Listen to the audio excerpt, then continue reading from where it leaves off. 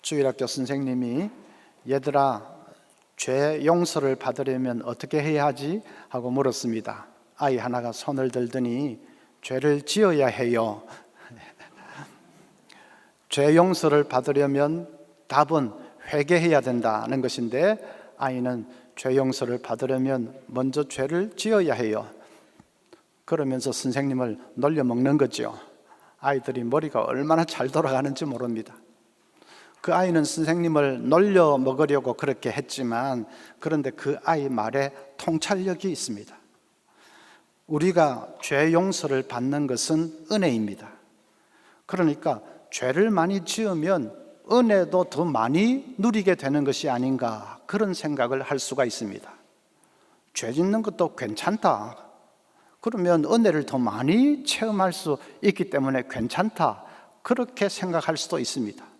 실제로 그렇게 주장하는 사람들이 있습니다. 우리가 구원을 받는 것은 행위로 받는 것이 아니고 은혜로 받는 것이니까 우리 행위는 아무렇게나 해도 된다라고 주장을 하는 것입니다. 그런 사람들을 도덕 폐기론자라고 말합니다. 도덕 폐기론자들은 꼭 선하게 살 필요 없다, 윤리, 도덕 뭐 그런 거 필요 없다. 왜냐하면 어차피 그걸로 구원받는 것이 아니기 때문에. 그래서 은혜로 구원받는 것이기 때문에 우리는 아무렇게나 살아도 된다, 죄 조금 지으면서 살아도 된다, 그렇게 주장을 하는 것입니다. 자, 거기에 대해서 오늘 말씀 보십시오. 1절부터 그런즉 우리가 무슨 말을 하리요? 은혜를 더하게 하려고 죄에 거하겠느냐? 그럴 수 없느니라. 말도 안 되는 소리라는 거죠. 인간은 죄 때문에 망한 존재입니다. 죄 때문에 하나님과 단절되었고 죽음과 심판의 그늘 아래 살았던 자들입니다. 그런 우리를 죄에서 건져주시기 위해서 예수님이 십자가에서 죽으시기까지 했습니다. 그래서 구원이라는 것은 다른 것이 아니고 우리를 죄에서 건져내어서 다시는 죄의 종노릇하지 않도록 해주는 것이 구원입니다. 다시는 죄 때문에 하나님과 단절되는 그런 절망적인 삶을 살지 않도록 죄에서 건져내주는 것이 구원입니다. 그런데 죄 지어도 괜찮다거나 죄를 지으면 은혜를 더 많이 누릴 수 있다거나 그런 소리를 하는 사람들은 구원이 뭔지도 모르는 사람이죠. 그래서 사도 바울은 이제 이 로마서 6장에 들어가면 우리가 어떻게 죄를 이기고 거룩한 삶을 살 수 있을 것인가 하는 성화의 문제를 다루고 있습니다. 로마서 6장과 7장은 성경 전체를 통틀어서 볼 때도 성화를 가장 체계적으로 다루고 있는 위대한 성화의 장입니다. 우리는 이제 강해를 성화 1, 2, 3, 4로 나누어서 강해를 하려고 합니다. 오늘은 성화 1입니다. 제일 기초적인 것입니다. 죄를 이기기 위해서는 어떻게 해야 하는가? 첫째는 자신의 정체성을 굳게 붙들어야 합니다. 2절을 보면 그럴 수 없느니라. 죄에 대하여 죽은 우리가 어찌 그 가운데 더 살리요? 우리를 죄에 대해서 죽은 자라고 했습니다. 죄에 대해서 죽었다는 말은 죄의 지배에서 벗어났다 하는 뜻입니다. 우리는 죄에 대해서 죽음으로 말미암아 죄의 지배에서 벗어난 자들입니다. 예수 믿기 전에, 구원받기 전에 우리는 죄의 지배 하에 살았습니다. 죄가 끄는 대로 끌려가면서 죄의 종노릇하면서 살았습니다. 그런데 예수 믿고 구원받음으로 해서 우리는 죄에 대해서 죽었고, 죽었기 때문에 죄의 지배에서 벗어났습니다. 죽으면 지배에서 벗어날 수 있습니다. 그 왜 그런가? 예를 들면 이런 것입니다. 종을 무지무지하게 학대하는 나쁜 주인이 있습니다. 종이 그 나쁜 주인으로부터 벗어날 수 있는 길은 두 가지입니다. 첫째는 주인이 죽어버리면 되겠죠. 둘째는 자기가 죽으면 됩니다. 자기가 죽으면 주인의 지배에서 벗어납니다. 죽음을 통해서 영원히 해방될 수 있는 것이죠. 죄의 지배에서 벗어나는 것도 마찬가지입니다. 죄가 죽으면 됩니다. 그런데 죄가 죽는 일은 일어나지 않습니다. 죄는 절대로 죽지 않습니다. 마지막 심판의 날까지는 죄는 여전히 남아서 폭군처럼 우리를 지배할 것입니다. 죄가 죽지 않으면 이제 길은 하나밖에 없습니다. 우리가 죽어야 합니다. 우리가 어떻게 죽을 수 있습니까? 자살이라도 해라는 말입니까? 그게 아니고 6절을 보십시오. 우리가 알거니와 우리의 옛사람이 예수와 함께 십자가에 못 박힌 것은 죄의 몸이 죽어 다시는 우리가 죄에게 종노릇 하지 아니하려 함이니, 우리가 예수님과 함께 십자가에 못 박혀 죽었다고 합니다. 어떻게 그게 가능합니까? 십자가는 지금부터 2000년 전에 옛날에 일어난 사건인데 우리는 십자가 근처에도 가보지도 않았는데 우리가 어떻게 예수와 함께 십자가에 죽을 수 있습니까? 지난 주일에 우리가 대표성의 원리를 배웠습니다. 우리가 예수 믿고 예수님을 영접하면 예수님이 우리의 대표자가 되시고 우리는 다 예수님 안에 있게 된다고 했습니다. 예수님과 우리가 하나로 연합되는 거죠. 그건 우리가 아담 안에 있을 때도 마찬가지였습니다. 아담이 우리의 대표자였고 우리는 다 아담 안에 있었고 아담과 하나로 연합되어 있었습니다. 그러니까 아담이 죄를 지을 때 그 죄가 그대로 우리에게도 전수가 되어서 우리도 죄인이 되었지 않습니까? 그게 원죄지요. 기억하시죠? 마찬가지입니다. 우리가 예수 믿고 예수님을 영접하면 우리는 예수님 안에 있게 되고 예수님과 하나로 연합이 됩니다. 그래서 예수님이 십자가에서 죽으실 때 우리도 예수와 함께 죽은 것입니다. 나는 십자가 근처에도 가본 일이 없다 하는 분들은 아직 말씀을 이제 잘 몰라서 그런데, 이 말씀의 원리는 우리가 예수님과 하나가 됨으로 해서 예수님이 죽으실 때 우리도 같이 죽은 것입니다. 4절을 보면 그러므로 우리가 그의 죽으심과 합하여 세례를 받음으로 그와 함께 장사되었나니. 자, 이 말씀은 세례를 뭐라고 지금 말하고 있습니까? 세례는 우리가 죽은 것에 대해서 장사를 지내는 의식이다, 그렇게 말하고 있습니다. 세례는 장례식입니다. 침례교에서는 세례 베풀 때 자기들은 침례를 베풀지요. 온몸이 물에 푹 완전히 온몸이 다 잠기게 합니다. 그렇게 하면 장사 지낸다 하는 말의 의미를 더 실감할 수 있습니다. 장로교는 그렇게는 하지 않고 물을 좀 뿌리는 정도로 하지만 그래도 의미는 마찬가지입니다. 세례는 장례식입니다. 오늘 두 분 세례를 받으셨는데 장례식입니다. 하나님 앞에서, 모든 교인들이 보는 앞에서 내가 죽은 것에 대해서 장사를 지내버리는 것이 그 세례식입니다. 그러니까 보십시오. 예수님이 십자가에서 돌아가실 때에 우리도 예수님과 함께 다 죽었죠. 죽었기 때문에 세례를 통해서 장사까지 지내버렸죠. 그래서 우리는 죄의 지배에서 완전히 벗어났습니다. 더 이상 이제는 우리는 죄의 종로로 할 필요가 없습니다. 죄에게 끌려다닐 필요도 없습니다. 늘 죄 앞에 그냥 종으로 그렇게 살 필요가 없습니다. 그것이 우리의 정체성입니다. 자, 우리 정체성을 제가 지금까지 설명한 것을 한마디로 딱 요약하는 구절이 갈라디아서 2장 20절입니다. 다 함께 읽어보겠습니다. 시작.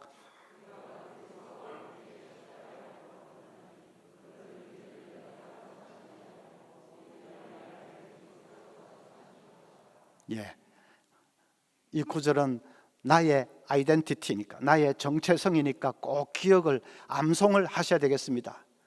우리는 죽었습니다. 그리스도와 함께 죽었습니다. 그래서 죄의 지배에서 우리는 해방된 자입니다. 이제 우리 속에는 그리스도께서, 예수님이 살고 계십니다. 그것이 우리의 정체성입니다. 이 정체성을 굳게 붙들어야 합니다.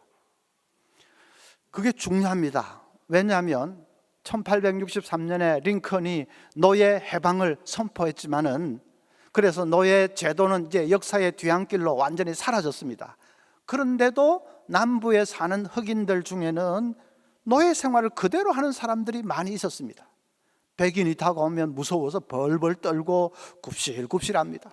백인이 뭐 명령하면 끽소리도 못하고 그대로 따라합니다.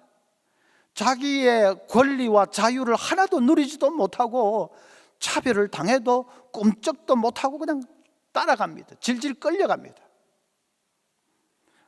왜냐하면 그건 순전히 자기들 잘못입니다. 법으로 제도로 노예 제도는 없어졌습니다. 그런데 자기들의 계속 노예 근성이 남아있는 것입니다. 노예의 사고방식, 노예 때의 습관, 그 잔재가 자기들 속에 그대로 남아있는 것입니다. 그래서 그거를 뿌리치지를 못하고 질질질질 끌려가는 것이죠. 그럴 때 그 사람들에게 필요한 것이 뭐겠습니까? 자기의 정체성을 붙드는 거죠. 나는 더 이상 노예가 아니다. 나는 노예처럼 그렇게 살 필요가 없다. 나는 굽실굽실할 필요가 없다. 그걸 하루에도 수백 번씩 되뇌어야 됩니다. 나는 자유인이다. 누가 뭐라고 해도 나는 자유인이다. 그걸 하루에도 수백 번, 수천 번씩 더 외치고 되뇌어야 합니다. 그래야 자유인으로 조금씩 살 수 있겠죠. 우리도 마찬가지입니다. 나는 죄에 대해서 죽었다. 나는 죽은 자다. 죽었으니까 지배에서 해방이 됐습니다. 나는 죄의 지배에서 해방된 자다. 나는 새 사람이다. 내 속에 그리스도께서 살아계신다. 이 정체성을 계속 되뇌고 그걸 굳게 붙들어야 됩니다. 어떤 사람은 말끝마다 내가 죽어야 되는데 그러는 분들이 계십니다. 아내와 대판 싸우고 나서도 내가 죽어야 되는데 다 나를 죽이지 못해서 탈이다 그러는 분들이 있습니다. 자기를 뭐 반성하는 거야 좋게 하지만은 그래도 그 말은 완전히 잘못된 것입니다. 나는 죽었습니다. 죽었기 때문에 세례받음으로 장사까지 다 지내버렸습니다. 그런데 내가 죽어야 하는데 그게 무슨 말입니까? 내가 죽어야 되는데 하는 사람들은 패배의식에 사로잡혀 있습니다. 나는 죄를 이길 수 없다고 하는 패배의식에 사로잡혀 있습니다. 내가 죽어야 되는데 그래야 죄를 이길 수 있는데 그런데 나는 시퍼렇게 살아있고 그러니까 나는 죄를 이길 수 없다 하는 패배의식에 사로잡혀 있습니다. 그러면 절대로 죄를 이길 수 없습니다. 아무리 노예 제도가 없어져도 노예의 의식과 노예의 근성이 남아있으면 그냥 노예처럼 끌려갈 수밖에 없듯이 아무리 우리가 죄의 지배에서 해방되었지만은 계속 나는 죽어야 되는데 나는 지금 안 죽어 있다. 그러니까 나는 죄를 이길 수 없다 하는 그거에 가득 차 있으면 우리는 죄를 이길 수가 없습니다. 어떤 목사님이 설교를 하면서 이런 예를 들었습니다. 중세시대에 어떤 수도사가 있었는데 기도를 하려고 해도 그 기도에 집중을 할 수가 없습니다. 왜냐하면 기도를 하려고 하면 옛날 속세에 있을 때 자기가 사모했던 그 여인이 자꾸 떠올라가지고 그런 어떤 욕정이 자꾸 생겨서 기도에 집중을 할 수가 없습니다. 그러다가 우연히 그 여자가 죽었다는 소식을 들었습니다. 이 수도사가 밤에 몰래 가서 그 여자 무덤을 찾아가지고 무덤을 파헤쳐서 시체를 가져와서 자기 방 안에 두었습니다. 한 달쯤 지나니까 시체 썩는 냄새가 진동을 하고 시체가 썩어 문드러져 갑니다. 그걸 물끄러미 바라보다가 이 수도사가 장탄식을 했다는 것입니다. 이것이 내가 그토록 사모하던 여인이었다는 말인가? 이것이 내가 그토록 갈망하던 아름다움이었단 말인가? 장탄식을 하면서 그래서 자기가 품고 있던 그 정욕이 얼마나 부질없는 짓인지를 깨닫고 비로소 정욕에서 해방될 수 있었다. 목사님이 이렇게 예를 들었습니다. 남의 설교를 가지고 이러쿵저러쿵 하는 건 좋은 건 아닌데 그래도 그 말씀은 좀 핀트를 잘못 맞춘 것입니다. 정욕에서 해방될 수 있는 것은 여자가 죽었기 때문이 아닙니다. 우리가 정욕을 이길 수 있는 것은 여자가 죽었기 때문이 아니라 내가 죽었기 때문입니다. 여자는 살아있어도 좋습니다. 죄는 여전히 살아있습니다. 우리 주위에 넘쳐나고 있습니다. 그런데 내가 죽었습니다. 그래서 그 죄의 지배에서 벗어나 버렸습니다. 그래서 우리는 정욕이든 뭐든 얼마든지 이길 수 있는 자입니다. 그걸 분명히 해야 됩니다. 어거스틴은 위대한 교부이지만은 젊은 시절에는 방탕한 삶을 살았습니다. 그러다가 극적으로 예수님을 만나서 이제 구원받고 변화된 거죠. 한 번은 어거스틴이 길을 가는데 옛날 자기가 술집에서 알던 여자가 자기를 보고는 어거스틴 하고 부릅니다. 어거스틴이 못 들은 척하고 그냥 지나치려고 하니까 그 여자가 쫓아오면서 어거스틴 나야 나 그럽니다. 어거스틴이 획 돌아서면서 큰 소리로 너는 널지 몰라도 나는 내가 아니야. 그렇게 해서 그 여자를 뿌리쳤다고 합니다. 나는 내가 아니다. 나는 이전에 내가 아니다. 이전에 나는 죽었다. 나는 이제 새 사람이다. 어거스틴은 자기 정체성을 확실하게 붙든 거죠.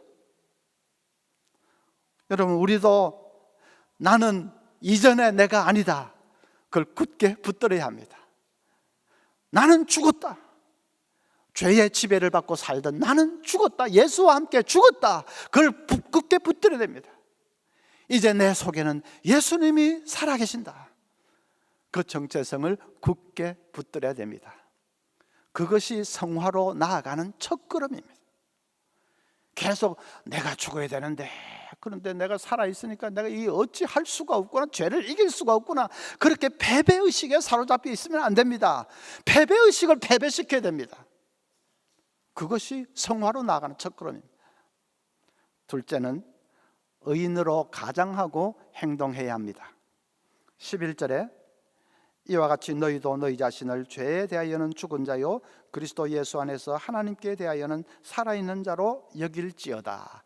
여기 여길지어다 한 말을 주목해야 됩니다. 나는 죄에 대해서 죽은 자다, 그 정체성을 붙들으라 하니까 그 붙들기는 붙드는데 느낌이 오지 않습니다. 내가 죄를 싫어하는 사람이 됐다는 그 느낌이 별로 오지 않습니다. 나는 죄를 이제 멀리하는 사람이 되었다는 느낌이 별로 오지가 않습니다. 하나님만을 사랑해야 되겠는데 하나님만을 사랑하고 있다는 그런 느낌이 별로 오지가 않습니다. 그럴 때는 어떻게 해야 됩니까?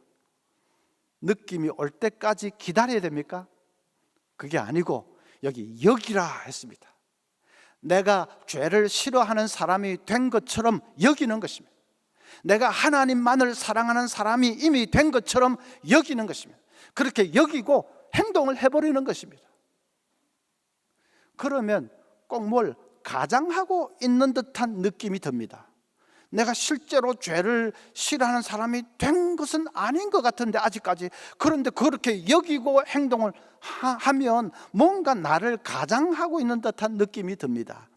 그게 맞는 겁니다. 가장하고 행동해야 됩니다. 건국대학의 어느 의사 부부가 자기들의 전 재산 200억을 사회에 환원을 했습니다. 그분들은 독실한 기독교 신자들인데 평생 모은 재산 200억을 아들, 딸에게 주지 않고 불쌍한 사람, 소외된 사람, 그런 사람들에게 기부를 했습니다. 기자가 어떻게 그 많은 돈을 그렇게 한꺼번에 기부할 수가 있었습니까? 물어보았습니다. 이 부부가 한마디로 대답했습니다. 죽은 사람이 자기 재산이 따로 있나요? 그 부부는 우리는 죽은 사람이다, 죽었다, 예수 안에서 그 정체성이 분명했습니다. 그런데 우리는 그런 얘기를 들으면 마음에 감동은 오지만은 그래도 나는 죽었다 깨도 그래 못한다, 그런 생각을 합니다. 그런 마음이 우러나야 할 수 있는데 나는 아직 그런 마음이 우러날 정도로, 그 정도로 나는 성자가 아니야, 나는 죽었다 깨도 못해, 그러고 있죠. 그건 잘못된 것입니다. 성자의 다운 그런 마음이 우러날 때까지 기다리면 안 되고, 내가 성자가 된 것처럼 가장을 하고 그리고 행동을 하는 것입니다. 200억이 안 되면 2억이라도 해버리는 것입니다. 2억이 안 되면 200만 원이라도 해버리는 것입니다. 가장하고 행동을 하는 것입니다. 여러분, 이 가장하라는 말이 자꾸 이상하게 들립니까? 그건 이렇습니다. 가장에는 나쁜 가장도 있지만 좋은 가장도 있습니다. 남을 속이려고 하는 그 나쁜 목적을 가지고 가장을 하면 그건 나쁜 것입니다. 그건 위선이지요. 그건 나쁜 것입니다. 그런데 그게 아니고 내가 성숙해지기 위해서 성숙한 사람 흉내를 내는 것, 가장을 하는 것, 그런 가장은 좋은 것입니다. 어린이집에서 아이들에게 왜 병정놀이, 소방관놀이, 그런 놀이를 왜 시킵니까?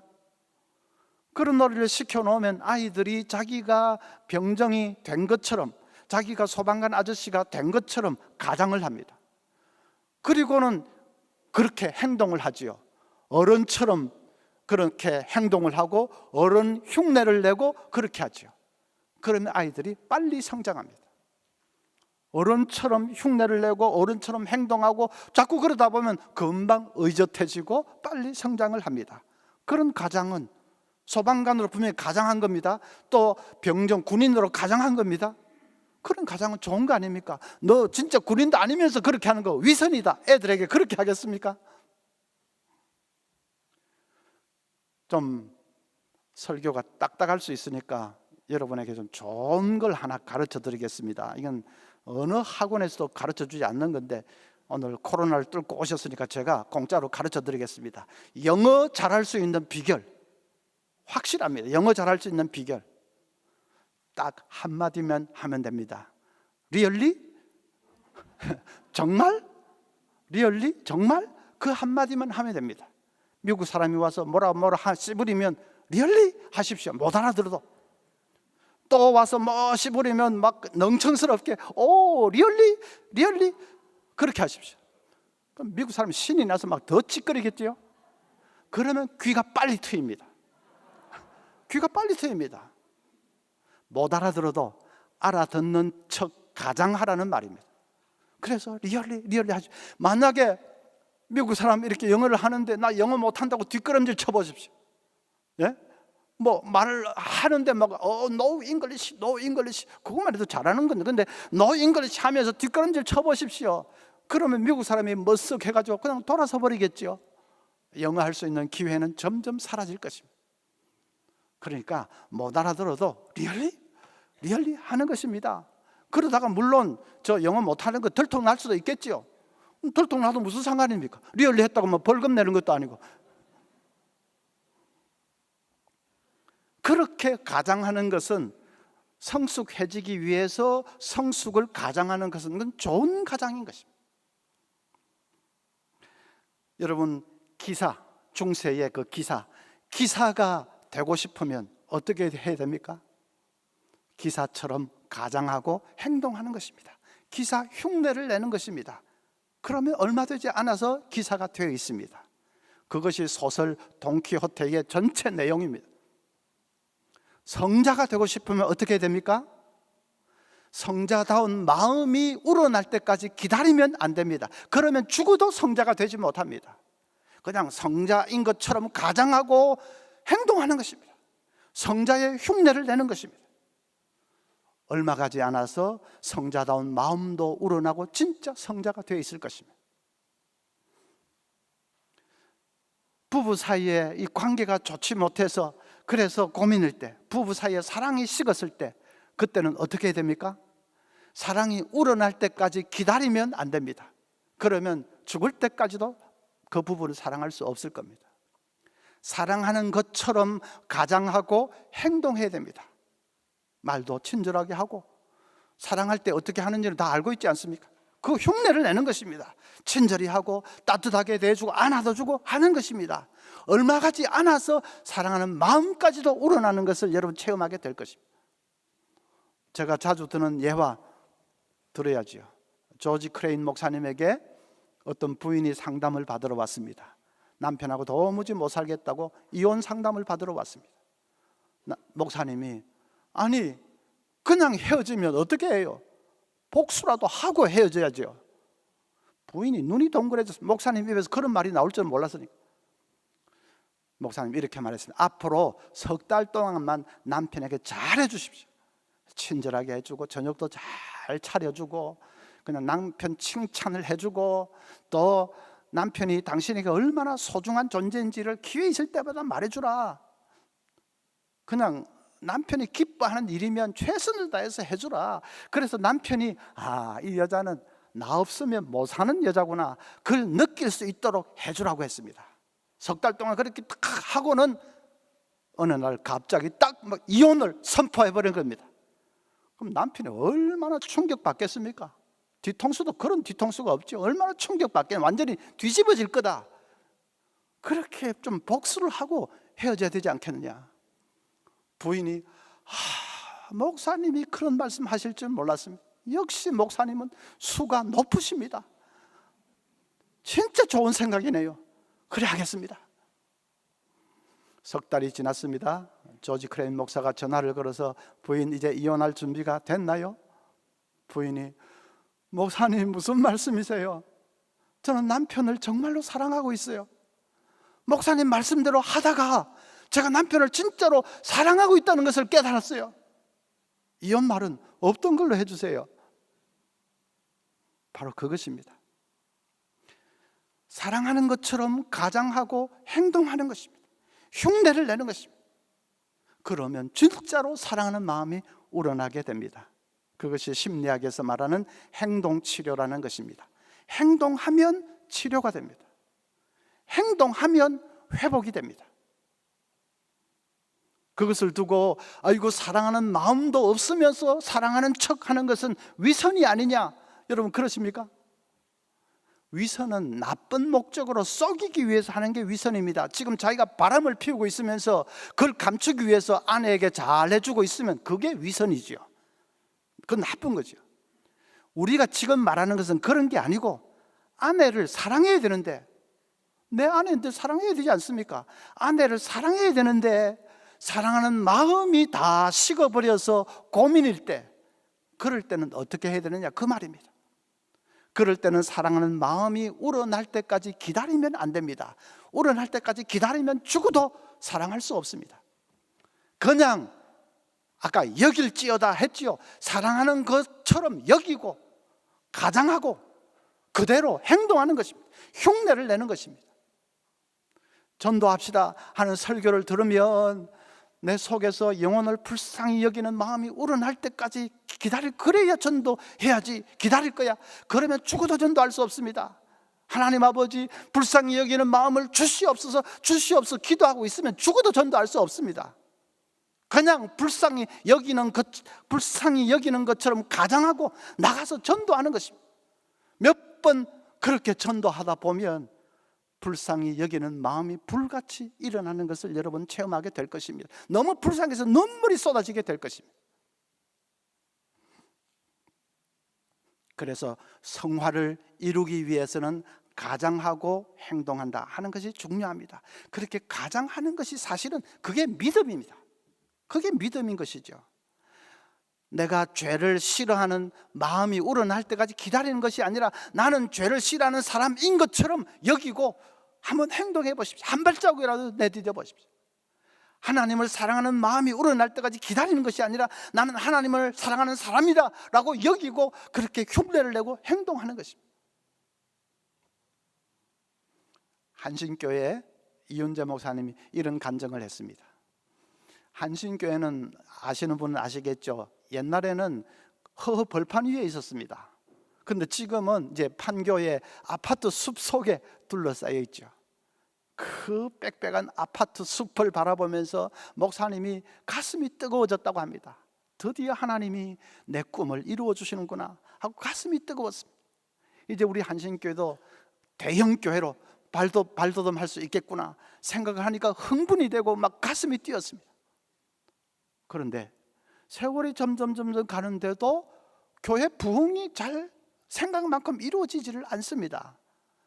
목사님이 점점 답답해졌습니다.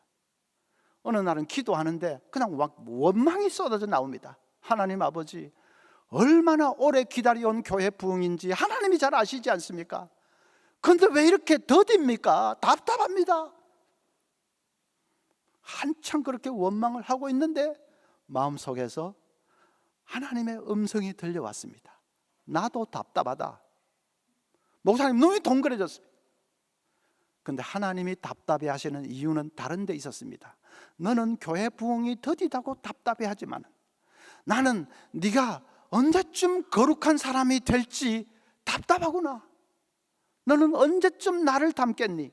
언제쯤 내 마음을 품겠니? 도대체 언제쯤 너는 나 하나로 만족할 수 있겠니?